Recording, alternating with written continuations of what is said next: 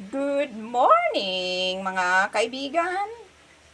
Tayo naggisa-gisa ng manok. Hiniwang maliliit at nilagyan ng repolyong purple. Ayan. Purple is purple. Ayan.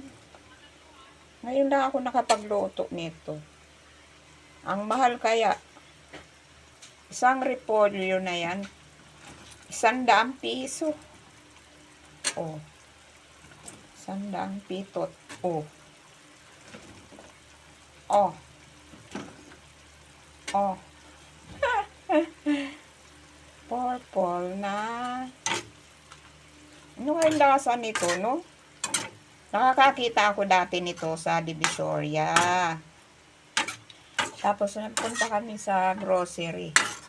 Sabi ko, kuha nga akong isang pinakamaliit na repolyo para matikman natin kung ano ba ang lasa nito.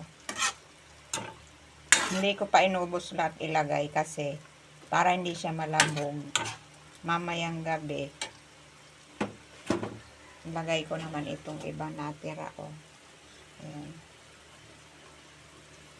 Pangit kasi pag overcook ang gulay, diba? Nawawala ang sarap. Diba? Diba? Tsaka yung vitamin niya nawawala.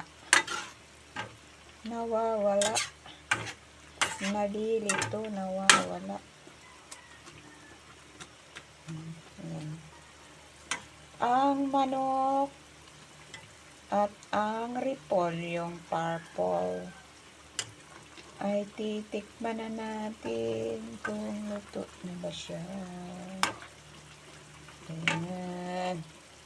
Ginisang walang kamatis. Ang mahal baga ng kamatis dito. 8 pesos isang peraso lang. Sana lang magkamatis pag mura. Tulad nun, ang mahal-mahal ng sibuyas. O hindi kami nagsibuyas. Puro bawang lang. Ganyan lang ang diskarte sa buhay. Magtipid-tipid. Pag maliit ang kumot, matutong mamaluktot. Sabi ng mga matatanda. Ay, matanda na baga ako. I'm 57 years old. 3 years na lang. Senyora na akits. Bye-bye and thank you for watching.